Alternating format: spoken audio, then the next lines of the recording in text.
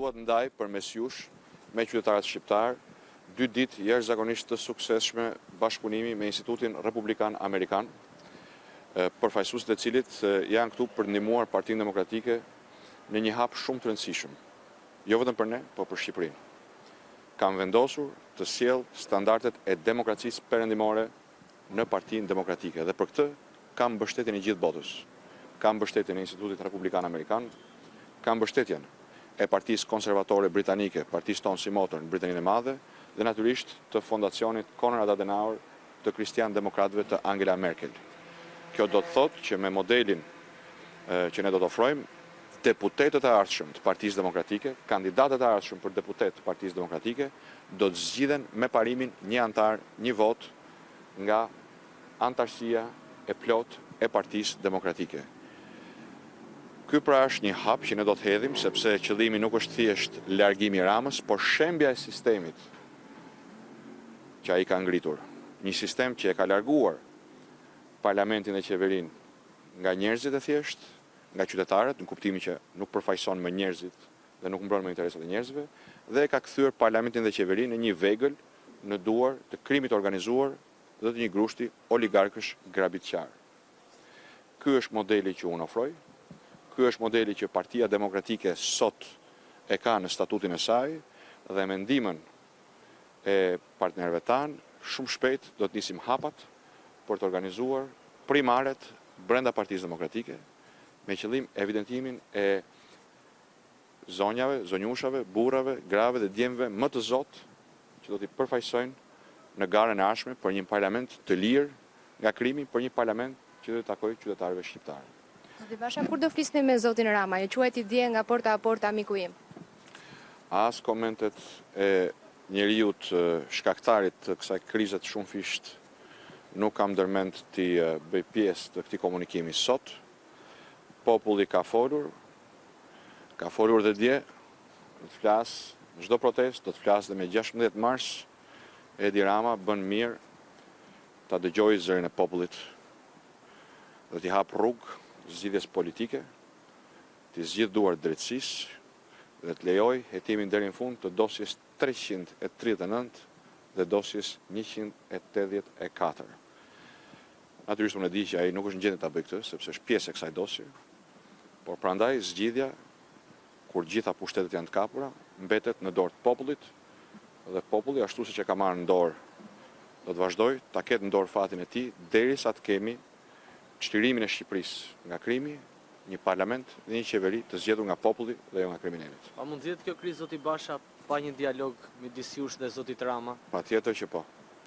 Sepse dialogu midis meje dhe zotit Rama provoi të ishte i dëmshëm për interesat e Shqipërisë, në mënyrën si u keq përdor nga një njeri që hiqet si kryetari i Partisë Socialiste, por është reduktuar në një bashkëpunëtor të krimit organizuar dhe të oligarkëve grabitqar që dëmtojnë interesat e shqiptarëve, dëmtojnë dhe interesat e socialistëve, dëmtojnë interesat e demokracisë.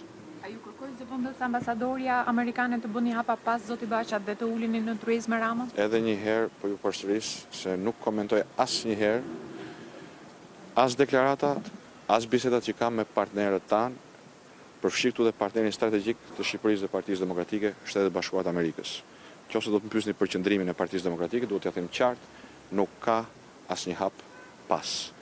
Në luftën kundër krimit organizuar, që ka zgjësuar zgjedhjet dhe institucionet demokratike, ka vetëm hapa përpara. Këtë kemi borxh Shqipërisë, këtë kemi borxh edhe ëndër së gjithë shqiptarëve që ta bëjmë Shqipërinë si gjithë Europa, me parlament dhe qeveri të çliruar nga krimi, me institucione që i shërbejnë qytetarëve dhe që japin llogari para qytetarëve dhe jo para niçes apo bajrave apo shullazve dhe ortakëve të tjerë të bandës aktuale që i thot vetes qeveri. Faleminderit, ditë mbarë. Të nderuar shikues, pas takimit që kishte me zëvendës ambasadoren e SBA-s, ishte kreu i Partisë Demokratike zoti Lulzim Basha, i cili pati një komunikim me mediat dhe me gazetarët, të cilën e ndoqëm drejt për drejt. Kam vendosur të sjell standardet e demokracisë perëndimore, tha zoti Basha, i bindur se zgjidhja mund të vijë edhe pa dialog me majorancën e këtij vendi dhe kryeministrit Edi Rama. I pyetur për një koment në qoftë se do të negociojë dhe të bashkëbisedojë pas sinjaleve që zoti Rama ka dërguar, zoti Basha shprehu bindjen se fjalën e ka populli dhe një provë e radhës do tjetë në datën 16 mars. Ndërkohë, në këtë edicion, në minutat në vijim, ju do të keni mundësi të informoheni edhe për të tjera pika si këto. Kriza politike sjell në Tiranë drejtorin e zgjerimit të Komisionit Evropian Christian Danielson, një tjetër përpjekje nga ndërkombëtarët për të gjetur zgjidhje mes palëve. Në zyrën e Bashës troket edhe zëvendës ambasadorja amerikane. Rama dhe Basha nuk tërhiqen nga qëndrimet e tyre pas protestës. Replikat vijuan edhe në një intervistë për Porta a Porta në Rai 1. Rama e konsideroi protestën politike dhe jo revolt popullore. Basha kërkon largimin e qeverisë Rama, e cila sipas tij është e lidhur me krimin. Pak ditë pas takimit të dështuar mes Donald Trump dhe Kim Jong-un, Korea e Veriut i rikthehet programit bërthamor. Pamjet satelitore sugjerojnë se Penjani ka nisur punën për rimëkëmbjen e një zone të hedhjes së raketave, të cilat ishte zotuar se do t'i shkatronte. Themeluesi i Amazon, Jeff Bezos, vazhdon të jetë njeriu më i pasur në botë. Pas tij, në klasifikimin e revistës Forbes, renditën Bill Gates dhe Warren Buffett. Modelja Kylie Jenner është miliarderja më e re. Surpriza në mbrëmjen e Champions League, Real Madrid, fituesi 3 edicioneve të fundit, shpartallohet nga Ajaxi me rezultatin 4-1 në Bernabeu, duke i dhënë lam të mirën kompeticionit.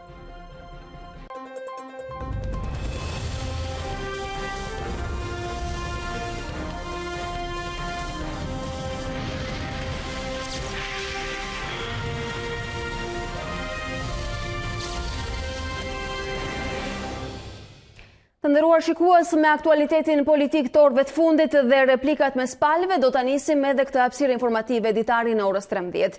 Në një intervistë për emisionin Porta a Porta në Rai 1, kryeministri i vendit Edi Rama thotë se ajo që ka përfshirë Shqipërinë nuk është revolt e popullit, por e politikës.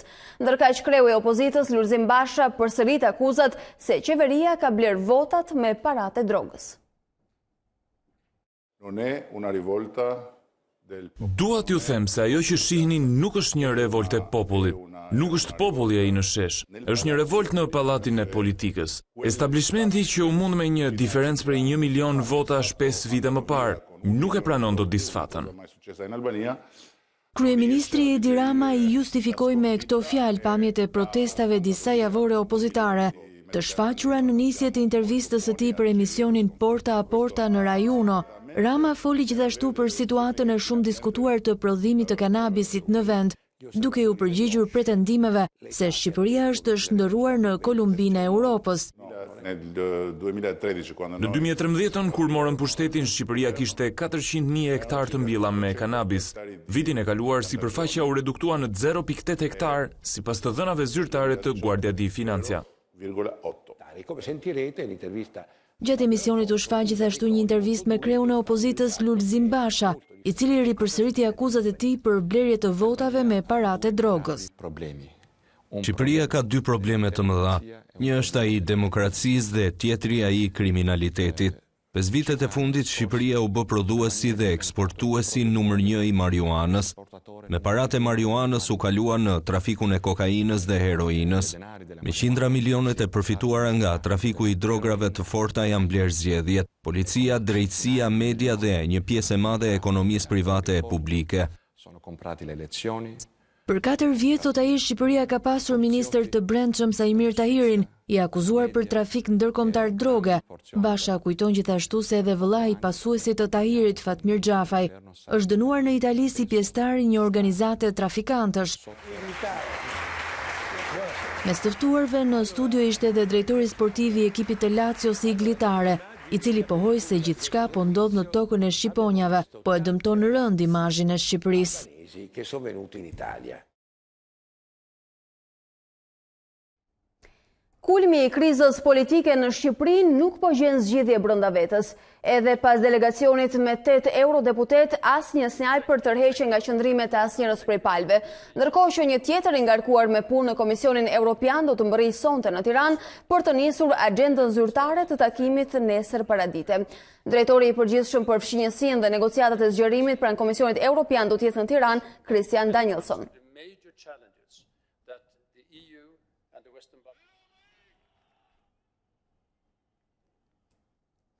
Ndërkohë, 4 deputetet e rinj të cilët u betuan dje në kuvend dhe u konsideruan tradhtar nga PD dhe LSI, por opozitë e re nga majoranca, sot janë bërë pjesë e komisioneve në kryesinë e kuvendit. Do të shohim edhe prononcimet e tyre për mikrofonin e A2 CNN. Po. Jam caktuar te Komisioni i Sigurisë dhe Veprimit Prodhuese. Sot po marr pjesë te Komisioni i Sigurisë. Aty kam qenë edhe përpara. Do t'jeni opozitar agresiv apo thjesht një fasad siç kanë deklaruar opozitarët e vjetër? Tani normalisht unë kam deklaruar sepse do jem në opozitë. Pavarësisht agresiv apo normalisht jo fasad. Kam deklaruar edhe herë tjetër unë do jem në opozitë. Nuk ka lidhje domosdoshmë që kanë akuzuar donë për shumë arsye të tjera, por unë do jem në opozitë. Ju do i bashkoni votat me majorancën për kodin zgjedhor? Kjo ka kohë që duhet të konsultohem dhe do të shohim, por normalisht për diçka që do të jetë e mirë për vendin tim, pse jo? Ju do bëni pjesë e Komisionit të Reformës Zgjedhore? Qofse do i kërkohet, pasi duhet të ketë kërkojë? Normalisht se po. Ajo çfarë ne presim është që të ketë një reflektim nga kolegët tanë të opozitës në mënyrë të tillë që të rikthehen ushtrimit të detyrës së tyre, si një detyrë kushtetuese dhe një kontratë që kanë me qytetarët shqiptar. Një kontratë e cila do duhet ushtrohet në çdo pikë, çdo nend të saj, dhe unë mendoj që pikërisht jemi ende në kohë për të arritur që të kemi një dakordsi për sa i përket reformës elektorale. Me kolegët e opozitës kërkoni, thoni të rinjt, besoj. Unë besoj që për sa kohë një reformë zgjedhore miratohet nga dhe deri më sot në historinë e Shqipërisë është miratuar me konsensus nga gjitha palët, ne presim që të vazhdojmë përsëri në këtë aspekt, për sa kohë kërkesat të cilat kanë të gjitha palët në lidhje me procesin zgjedhor janë të tilla që do duhet reflektohen nga dyja palët dhe të votohet të tilla. Unë asnjëherë s'jam trembur opozitës, çfarë lidhje ka kjo? Opozita ka punë vet, çdo opozit duhet të ketë alternativa të vet, sidomos për projekt ligje që diskutohen në komisione të gjitha, për problematikën që ka zona elektorale, për të sjellë dhe tjera me radhë. Kjo është detyrë të cilën dhe ne kemi bërë ku kemi qenë në opozitë. Po ju keni qenë në opozitari më i madh ndër majorancën. Mendoni se 4 të rinj do të jenë në nivelin e duhur të... Jo, unë nuk kam qenë fjalë e madhe kjo të thuash opozitari më i madh, por kam pasur vërtetë e mia dhe kam gjithë të drejtën e mundshme dhe si deputet i majorancës kur ka projekt ligje të cilat duhet të korrigjohen ose duhet të rregullohen. Ndërkohë, për të na zbardhur pak më shumë nga agjenda e ditës së sotme dhe parashikimet nga politika për orët në vijim, do të kemi në një komunikim të drejtë për drejtë gazetaren tonë Elona Gjylmi në këtë moment. Elona, ndërkohë, ditën e sotme deputetët e rinj të opozitës shqiptare e kanë nisur aktivitetin e tyre parlamentar në kryesinë e kuvendit me komisione. Cila ishte atmosfera aty dhe cilat ishin qëndrimet që ata ndanë me ty? Në fakt, Alba, si rregull, duke zbatuar rregulloren e kuvendit, duhet më parë që konferenca e kryetarëve të miratonte me vot në parlament të gjithë shpërndarjen e deputetëve nëpër komisione, përfshirë ata të rinj. Por me sa duket, mungesa e korumit dhe mungesa e antarëve në komisionet përkatëse ka bërë që zoti Ylli Shehu të detyrohej të merrte pjesë në Komisionin e Sigurisë, në mbledhjen e Komisionit të Sigurisë, ku para mbledhjes patët mundësi të ndiqni dhe prononcimin e tij. Duhet thënë që sot kanë qenë aktiv deputetët e majorancës në përmbledhjet e komisionit, duke shqyrtuar projekt ligjet në rend të ditës, madje duke bërë dhe vetë opozitën, duke hedhur her pas here akuza për ish deputetët demokrat ose ata të LSI-s, për emrime nepotike në krye të institucioneve të varësisë dhe në fakt ishte pikërisht rasti kur po diskutohej financimi i Bankës Gjermane për konviktet në qytetin Studenti, kur deputetët socialistë radhazi akuzuan dy partitë opozitare se kishin emëruar njerëz, se kishin abuzuar me fondet e dhëna për rikonstruksionin e këtyre godinave. Por megjithatë gjithçka ka mbetur aty, opozita është bërë nga vetë ata dhe në momentet që po flasim zoti Ruçi mblodhi sërish këta deputet, pra të tjerët në një konferencë për shtyp që po zhvillohet aktualisht. Elona, ndërkohë që opozita shqiptare vijon të duket e patrazuar edhe në orët që po flasim, megjithatë ecejaket dhe lëvizjet e faktorit të ndërkombëtar janë rritur ndjeshëm. Një vizitë e zëvendës ambasadores së SHBA-s në Selin e PD-s dhe tashmë pritet dhe vizita e zotit Danielson.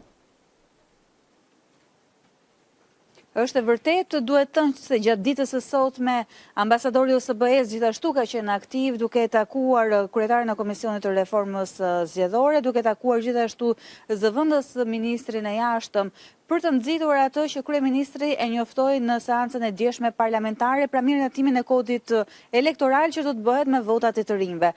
Por nga Brukseli vijnë gjithashtu sinjale. Zoti Danielson ka programuar një agjendë takimesh me politikanët shqiptar gjatë ditës së nesërme. Në orën 9:30 do të jetë takime me kryeministrin Rama, në orën 10:30 me përfaqësuesit e opozitës dhe në 12 do të ketë një konferencë për shtyp. Koha e shkurtër e qëndrimit të tij në Tiranë hedh pikpyetje nëse do të arrijë të dalë në një konkluzion ose në një zgjidhje për të zgjidhur ngërçin politik në Tiranë.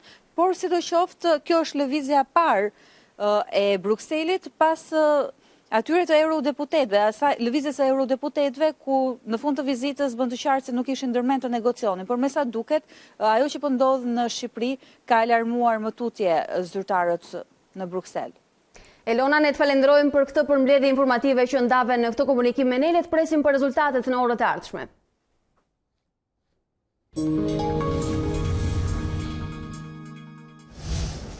Ndërkohë, diskutimin dhe analizën do të avijojmë në studion e Ditarit me të ftuarin e orës 13. Zoti Aleksandër Qipa, analist, tashmë është bashkuar me ne, mirëdita dhe mirë se vini. Përshëndetje. Zoti Qipa, një agjendë e trazuar, e cila po gëlon nga ora në orë, megjithatë pa produkte dhe rezultate duket. Gjithçka i ka mbetur qetësisë dhe qëndrimeve fillestare. Është e vërtetë, të dyja palët po mbeten në diametralitetin e tyre politik.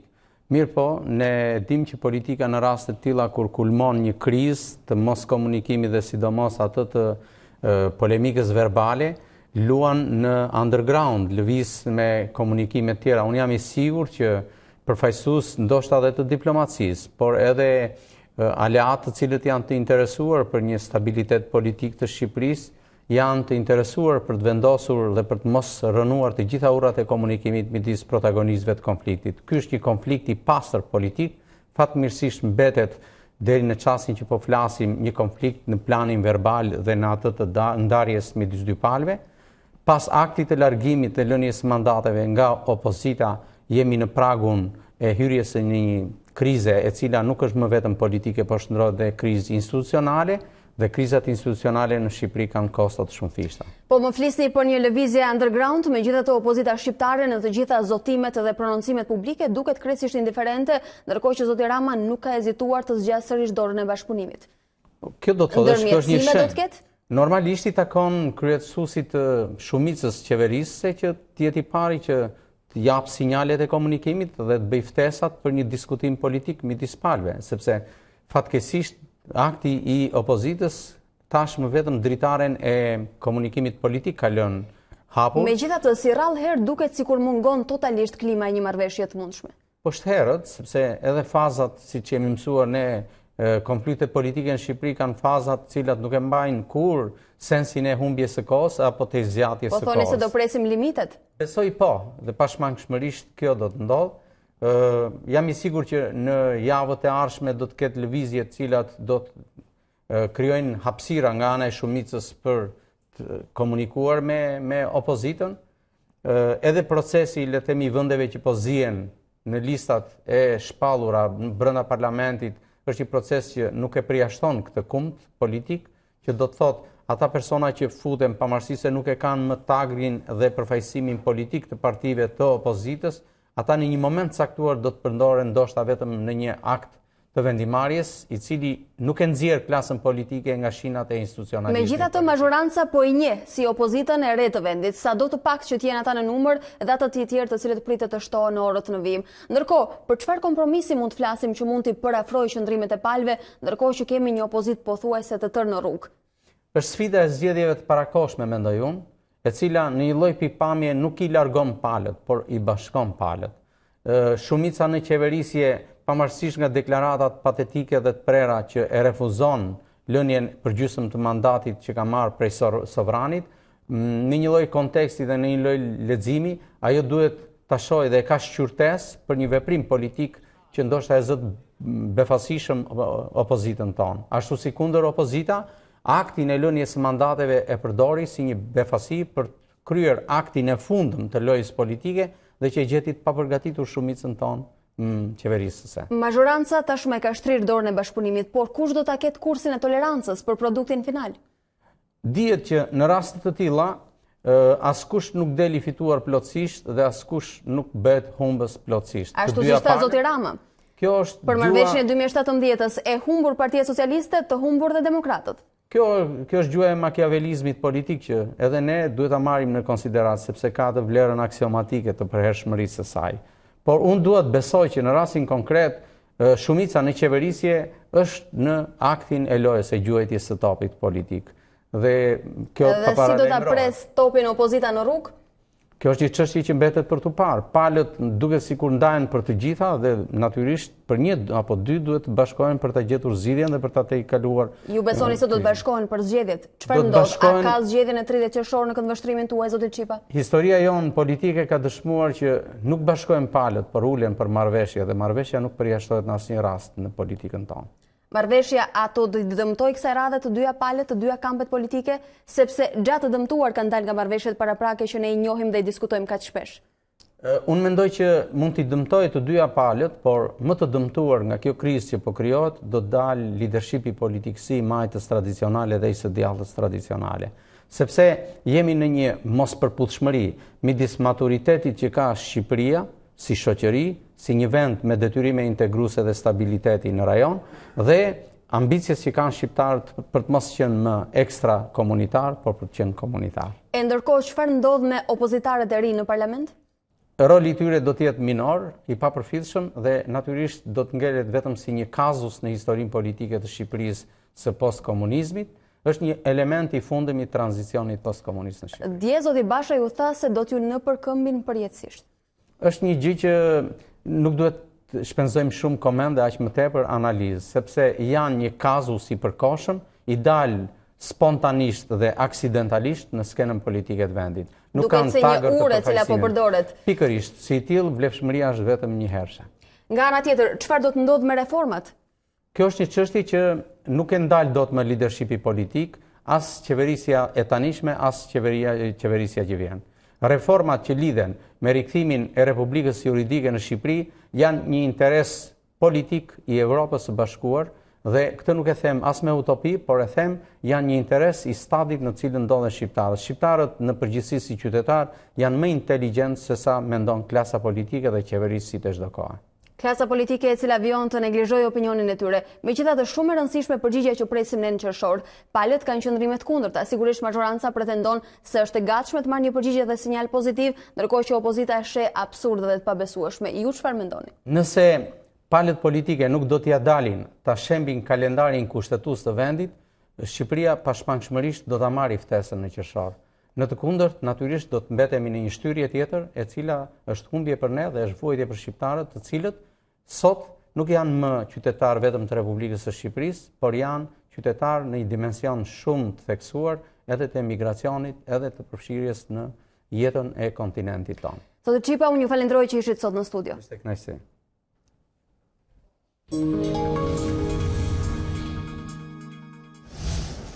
Është momenti të rikthehemi në këtë transmetim për të ndarë bashkë të tjera informacione.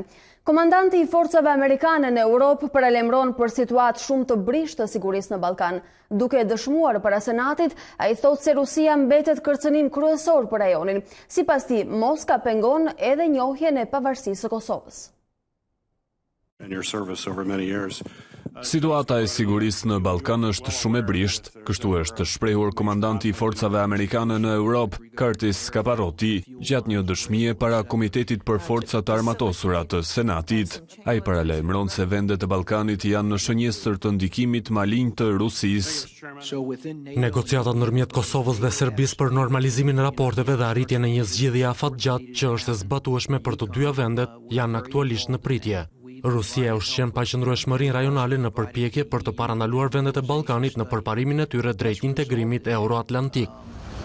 Mëtej komandanti amerikan thekson faktin se Rusia kundërshton njohjen e Kosovës si shtet i pavarur dhe ruan ndikimin e saj në Serbi përmes ndihmës politike, ushtarake dhe ekonomike. Scaparotti tha në dëshminë e tij se misioni i KFOR-it në Kosovë luan një rol të rëndësishëm në ruajtjen e paqes dhe stabilitetit në rajonin e Ballkanit. Ndër të tjera nënvizoi faktin që Rusia është konkurrent afatgjatë strategjik që i sheh Shtetet e Bashkuara dhe Aleancën e NATO-s si kërcënimin kryesor për ambicjet e saj gjeopolitike.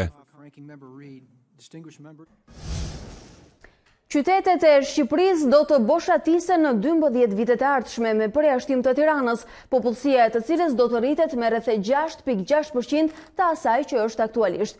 Këto janë projeksionet që bën Instituti i Statistikave, që padyshim kërkojnë edhe një orientim dhe strukturim të ekonomisë. Pasi bizneset në rrethe do të përballen me mungesën e krahut të punës, problem që ka nisur të shfaqet edhe aktualisht për ndërmarrjet fason në një pjesë të vendit. Në 12 vitet e ardhshme, Shqipëria do të pësojë ndryshime të mëdha demografike dhe rrjedhimisht edhe ekonomike. Popullsia në të gjitha qarqet e vendit do të tkurret me përjashtim të Tiranës. Instituti i Statistikave ka konstatuar në projeksionet e përditësuara 2019-2031 se i vetmi qark popullsia e të cilit do të rritet deri në vitin 2031 është Tirana. Kjo rritje pritet të jetë sa 6.6% e popullsisë së kryeqytetit aktualisht. Në vitin 2031 popullsia e qarkut të Tiranës pritet të përbëjë rreth 35% të popullsisë së Shqipërisë me rreth 954.000 banor. Instat konstaton se popullsia e të gjitha qarqeve të tjera të Shqipërisë pritet të zvoglohet.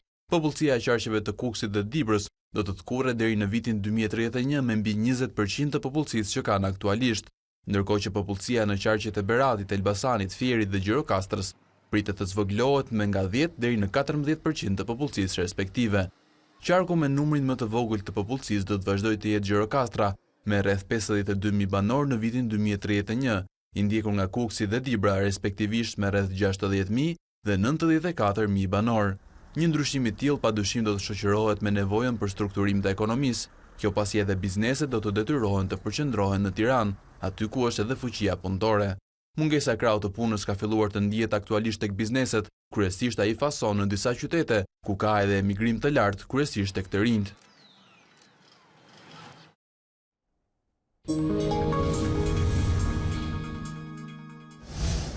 Një komunikim të drejt për drejt në këto momente do ta kemi me gazetarin tonë Mariglen Mulla, i cili do të na japë më shumë informacion për të rejat orëve të fundit nga aktualiteti. Mariglen, cilat kanë qenë zhvillimet në Këshillin e Lartë të Prokurorisë ditën e sotme?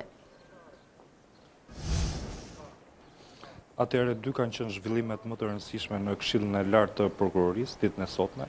E para shpallja e vendit vakant për një antar të KLP-s me largimin e zonjës Antoneta Sevdari, pra kandidate e cila i plotësoi fillimisht gjitha kushtet, por u shkarkua nga Komisioni i Apelimit pasi kaloi fazën e parë, fazën e kualifikimit.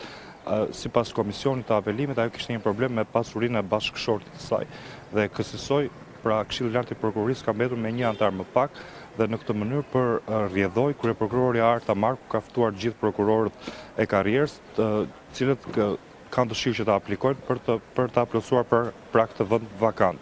Një tjetër vendim i rëndësishëm është miratimi i kërkesës për dorëheqje të ish kryeprokurorit të Tiranës, zotit Petrit Fusha. Kuptojmë këtu që zoti Fusha është një prokuror me një eksperiencë tepër të gjatë kryesisht në drejtimin e prokurorisë të Tiranës, por gjithashtu ai ka qenë dhe objekt i një sër sulmesh kryesisht nga opozita për disa çështje të rëndësishme që kanë patur dhe ndikim në opinionin publik. Janë disa çështje faktikisht ku opozita ka patur përplasje dhe ka shprehur disa akuza ndërtim zotit Fusha. Ai në argumentimin Në argumentimin e tij thotë që pas 32 vitesh karrierë në prokurori ka vendosur që ngarkesën e tij të madhe të mos ta ketë më në prokurori, por kontributin të japi diku tjetër jashtë zyrave të institucionit të akuzës. Një tjetër vendimi i tretë është miratimi për largimin e zotit Përparim Hasa, një tjetër prokuror i gjykatës së Tiranës. Ky është larguar për shkak të plotësimit të moshës për pension. Ndërkohë, Mariglen, një tjetër zhvillim, aktualisht je i pozicionuar tek gjykata e Tiranës, ku tashmë po caktohen masat e sigurisë për personat që u përfshin në episode dhune në ndeshjen Kamza Laçi. A janë komunikuar ato?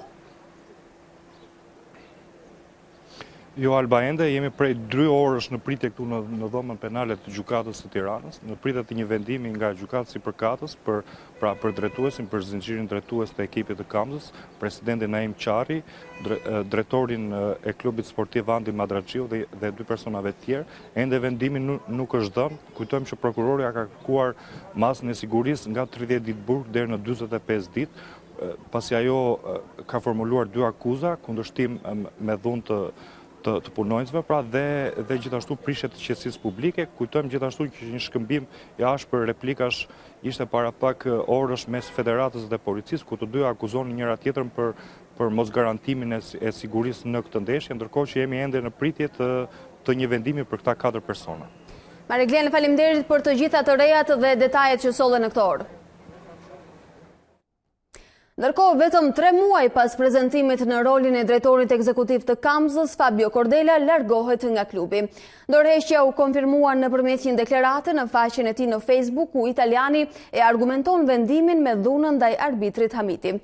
Pas asaj që ndodhi në ndeshjen e fundit, deklaroi dorëheqjen nga klubi, sepse këto ngjarje nuk përshtaten me vizionin tim për futbollin, shkruante Cordela. Nga Italia, ish drejtuesi shtoi, duhet të jemi shembull për fëmijët, të transmetojmë vlera, moral dhe integritet. Në stadium nuk shkon për të dhunuar dhe për të hapur urrëtie, ndërsa shpreson se tifozët do ta kuptojnë zgjedhjen e tij. Nga ana tjetër, presidenti i Federatës së Futbollit Armand Duka reagoi për dhunën në ndeshjen Kamza Laçi. Nga Elbasani, Duka shigjetoi policinë e shtetit, por edhe drejtësinë dhe shoqërinë shqiptare. Siguria në stadiumet shqiptare është në nivelet më të ulta dhe ngjarjet e fundjavës në ndeshjen Kamza Laçi treguan se jeta e protagonistëve të fushës së blertë është në rrezik. Federata e futbollit dhe policia luajtën me pasa në distancë me njëra tjetrën, duke lexuar deklarata akuzuese.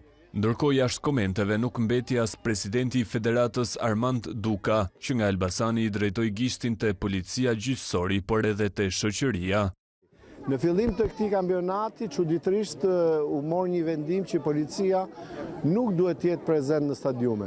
Kështu e ka Anglia, thot dikush, kështu e ka Norvegjia. Po nuk besoj që Anglia dhe Norvegjia ka nevojë për aq shumë policë sa ishin sot mëngjes në parlamentin shqiptar, dhe niveli i futbollit që është akoma më i gjerë dhe pretendohet që ose presupozohet që niveli intelektual duhet të jetë pak më pak se i parlamentit, duhet luaj dhe të ruaj rendin vet pa policinë. Por presidenti Duka nuk e ka hequr përgjegjësinë që ka institucioni që ai drejton në mbarvajtjen e garës, ndërsa ka përmendur disa herë edhe faktin që drejtësia sportive nuk mund të zgjidhë një fenomen të tillë. Dhe në rastin konkret përsëri patjetër që do ketë masa sportive të cilat janë të pamjaftueshme. Duhet patjetër që gjithë bashkë bëjmë më të mirën për të pas futboll sa më të bukur. Edhe një herë tjetër, presidenti Duka është shprehur se vendimi që policia e shtetit të mos jetë e pranishme në stadium është i nxituar për një vend si Shqipëria. Por i ftuar në studiot e A2 CNN, shefi i sektorit të garave, Lucien Nurmishti, ka komentuar situatën pas dhunës në stadiumet shqiptare dhe rolin e Federatës së Futbollit mbi marrëdhëniet me policinë e shtetit. Nurmishti konfirmon deklaratën e FSHF-s, duke lënë të hapur mundësinë e pezullimit të kampionatit.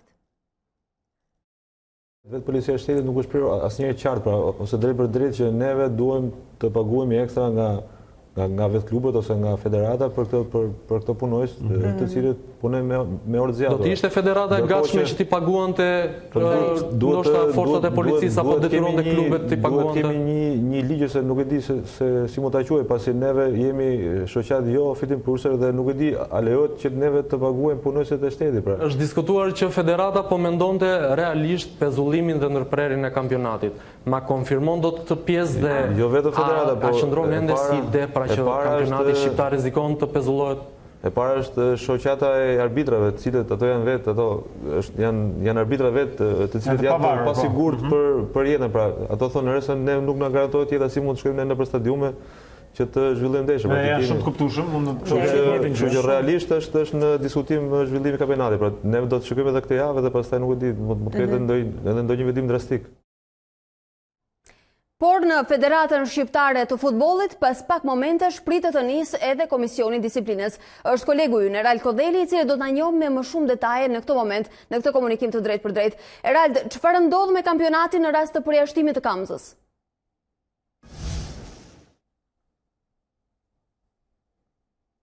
Ekipit Kamzës, po përflitet shumë që ndoshta mund të ketë edhe një përjashtim të mundshëm për ato ngjarje të dhunës të paprecedente, të papranueshme që ndodhen aty dhe në rast se Kamza do të përjashtohet, kampionati nëse federata do të vendos, duke u bazuar edhe tek ajo që vetëm pak çaste më parë dëgjuam në insertin me shefin e sektorit të garave Nur Ishmi, nëse kampionati do të vazhdojë, do të luhet ndeshjet të cilat janë të programuara që duhet i luajë Kamza përballë të gjithë rivalëve, do të quhen të humbura në tavolinë me rezultatin 3-0. Dhe besojmë se Komisioni Disiplinës do të nisë në orën 14 dhe atëherë do të kemi një komunikim tjetër të drejtë për drejtë për të na e thënë dhe vendimin. Patjetër do të nisë në orën 14 Komisioni Disiplinës, pritet që të merret vendimi, përgjithsisht do të bazohet ky vendim te neni 65, i cili rregullohet me dështimin në përmbushjen e përgjegjësive sipas kodit të disiplinës sportive, po ju citoj një pikë të rëndësishme që është në nen 65, pika 3, fraksion B, në rastin e hyrjes brenda pjesës së rrethuar të fushës së lojës të ndonjë personi duke shkaktuar akte të dhunës ndaj lojtarëve në fushë ose ndaj zyrtarëve të ndeshjes dhe ndërprerje të lojës, ekipi përgjegjës për sigurinë në stadium do ta humbas ndeshjen në tavolinë me rezultatin 3-0 dhe do të detyrohet të luajë 4 ndeshje pa tifoz, por në këtë nen realisht nuk është se përcaktohet për raste të dhunës kaq ekstreme sa që ndodhin Kamës. Kemi gjithsesi një tjetër precedent, është ai i marsit të vitit 2015, ku këtij neni, duke ju shtuar edhe neni 29, por edhe neni 64, ekipi i Bylisit u përjashtua nga kampionati duke u bërë precedenti i parë në futbollin shqiptar që përjashtohet nga kampionati. E vërtet, Erald, radikale qëndrimet e fundit edhe i kthejnë një imazh tjetër. Çfarë mund themi për kampionatin shqiptar sot, duke risjellë në vëmendje episodet e dhunës që pam në ndeshjen Kamza Laçi? Kampionati shqiptar sot, duke risjellë në vëmendje këto episodet dhunës, tregoj që është më i brish se kur, tregoj që futbolli shqiptar, por mbi gjitha sporti shqiptar, ka nevojë për policinë në stadiume. Nuk jemi ende në nivelet kur Shqipëria mund t'i zhvillojë ndeshjet me steward. Ndërkohë që presim edhe komunikimin e vendimit. Seriozisht vazhdimësia e futbollit. Ndërkohë që presim edhe komunikimin e vendimit nga Komisioni i Disiplinës, unë të falenderoj për detajet që ndave me ne në këtë orë. Vetëm pak ditë pas takimit të dështuar me presidentin amerikan Donald Trump, Korea e Veriut nis punimet për rimëkëmbjen e një zone të hedhjes së raketave të cilën ishte zotuar ta shkatronte. Këtë tregojnë imazhet satelitore të realizuara vetëm 2 ditë pasi bisedimet mes Kim Jong-un dhe Trump në Hanoi përfunduan pa një marrëveshje. Zona ishte përdorur për lëshimin e satelitëve në orbit, por edhe testimin e teknologjive të cilat janë të lidhura me programin e raketave balistike ndërkontinentale. Puna për shkatrimin e tij ishte nisur vitin e kaluar, pa u ndërprerë dhe kjo pas ngecjes së bisedimeve. Ndërkaq Shtetet e Bashkuara e kanë paralajmëruar Korenë e Veriut se mund të përballet me sanksione të tjera nëse nuk ndërmerr hapa për denuklearizimin e vendit. Pas 3 muajve burg në akuzën e shkeljeve financiare, shefi i Nissan tashmë është liruar me kusht. Carlos Ghosn la qeli në Tokyo pasi pagoi garancinë prej $9 milion. Pasi pagoi $9 milion për lirin me kusht, i shefi i Nissan dhe Renault, Carlos Ghosn, doli të mërkurën nga burgu i Tokios. Ai qëndroi atje për më shumë se 3 muaj, i akuzuar për abuzime financiare. Ghosn u filmua tek salinte qelin me maskë dhe syze në fytyrë. Ai duhet të qëndrojë në Japoni dhe do të jetë në mbikëqyrje të rrept. Një apel i prokurorëve kundër vendimit për ta liruar atë u refuzua në orët e vona të së martës. Avokatët e Ghosn denoncuan më herët kushtet shnjërzore të cilave u është nënshtruar i akuzuari në burg. Sistemi penitenciari i Japonisë është kritikuar në të gjithë botën. Ai njihet ndryshe si pengmarrës i drejtësisë. Ne apeluam ndaj kësaj situate. Një prej personaliteteve më të rëndësishëm të industrisë globale të automobilëve, Ghosn po pret të gjykohet për akuzat se ka ofruar të dhëna të pasakta për të ardhurat e tij dhe ka abuzuar me pushtetin duke ja transferuar humbjet personale Nissanit. Rasti i tij tronditi industrinë, krijoi tensione mes Nissanit dhe Renault dhe ngriti pikpyetje mbi sistemin e drejtësisë në Japoni. Ghosn i mohon akuzat për shkelje dhe pretendon se është viktime një komploti nga krerët e Nissanit. Nëse do të shpallet fajtor, ai mund të përballet me 15 vite burg.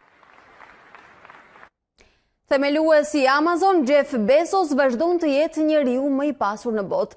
Pas tij, në klasifikimin e ri të revistës Forbes renditen Bill Gates dhe Warren Buffett. Modelja Kelly Jenner është miliarderja më e re në botë. Për të dytin vit radhazi, Jeff Bezos kryeson listën e më të pasurve të botës. Në 2018, pasuria e themeluesit të Amazon u rrit me $19 miliard, duke arritur vlerën e $131 milion. Në shkallën e dytë të podiumit konfirmohet babai i Microsoft Bill Gates me $96.5 miliard, i ndjekur nga magnati amerikan Warren Buffett me $82.5. Megjithatë, për herë të dytë në një dekadë, numri i miliarderëve dhe pasurisë së tyre totale është reduktuar. Tani në botë ka 2153 miliarderë, 55 më pak se një vit më parë, ndërsa totali i pasurisë është të tkurrur në 8.8 nga 9.1 trilion. Mund të them se ky është një moment jo i mirë për të pasurit. As miliarderët nuk janë imund ndaj forcave të tregut dhe në të gjithë botën tregjet janë lëkundur ndjeshëm. Themeluesi i Facebook Mark Zuckerberg zbriti nga vendi i 5 në të 8-in. Pasuria neto e presidentit amerikan Donald Trump ka mbetur e pandryshuar në $3.1 miliard. Në klasifikimin e këtij viti janë 8 miliarderë më të rinj se 30 vjeç, ndër të cilët modelja 21 vjeçare Kylie Jenner. Ajo është miliarderja më e re në botë.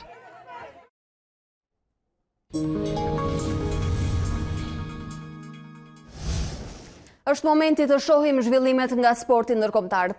Katastrofë për Realin e Madridit që pas eliminimit nga Kupa e Mbretit dhe largimit nga gara në kampionat në duelet me Barcelonën, tashmë jep lam të mirën edhe Champions League. Kampionët e Europës u shkurorzuan pas humbjes 4-1 me Ajaxin. Kjo ishte disfata më e thellë në histori në shtëpi për madrilenët. Një turpërim i cili bëri që sezoni i Realit të shkatrohet në harkun e 7 ditëve, ndërsa Ajaxi kthehet në çerek finalet e Champions pas 16 viteve mungesë. Ekipi tjetër i kualifikuar është Tottenham, i cili fitoi 1-0 në fushën e Borussias së Dortmundit dhe siguron vendin mes 8 më të mirëve të kontinentit pas rezultatit të përgjithshëm 4-0.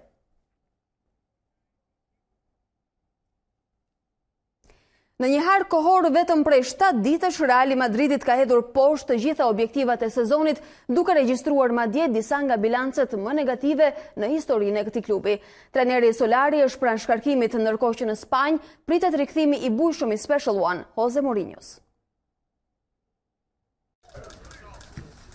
Humbja katastrofike dhe shkurorsimi i Realit të Madridit në Evropë as më shumë se 1000 ditësh nuk është rastësi. Aroma e eliminimit kishte filluar të ndihej ndonse jo që në 1/8, duke nisur nga problemet e shumta me yjet që janë drejt largimit, si Bale, Isco apo Marcelo. Një tjetër faktor është padyshim mosarritja për të zëvendësuar një makineri golash si Cristiano Ronaldo, vendimtar në Champions, sidomos në fazat me eliminim direkt. 4 humbje radhazi në shtëpi për Real nuk ndodhin prej vitit 2004, ndërkohë që ajo e 5 marsit është më e rënda në historinë e klubit. Eliminimi i fundit i galaktikëve që në 1/8 daton një dekadë më parë. Dalja nga gara në 3 fronte për Realin e Madridit do të thotë që shkarkimi i trajnerit Solari është çështje orësh. Pas nisjes së mirë të aventurës së tij dhe firmës me Realin e Madridit deri në vitin 2021, presidenti Florentino Perez duket se nuk ka ndërmend të vazhdojë më bashkëpunimin me të. Tashmë ka vetëm një emër për stolin e madrilenëve dhe ai është Jose Mourinho. Special One është gati për rikthimin e madh pas largimit në 2013 nga Madridi. Pas shkëputjes me marrëveshje nga United, Mourinho shihet si alternativa e vetme për të vijuar projektin e spanjollëve, duke parë edhe sinjalet e lëshuara nga vetë portugezi.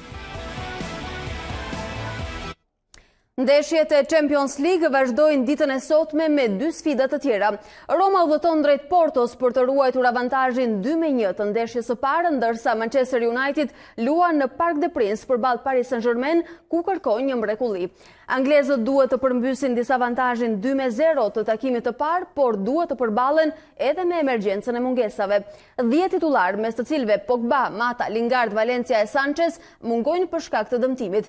Trajneri Solskjaer është detyruar të grumbulloj 8 futbollistë akademisë, nga të cilët 6 janë adoleshent. Misioni duket i vështirë për të mos thënë i pamundur. Fest në Durrës, teksa Teuta në basketbol për meshkuj ka regjistruar një fitore historike në kompeticionin e Balkan League. Durrësakët mundën në Pallatin e Sportit Ramazan Njala 87-85 gjigantët bullgar të Beroes, duke i shkaktuar këtyre të fundit humbjen e parë sezonale.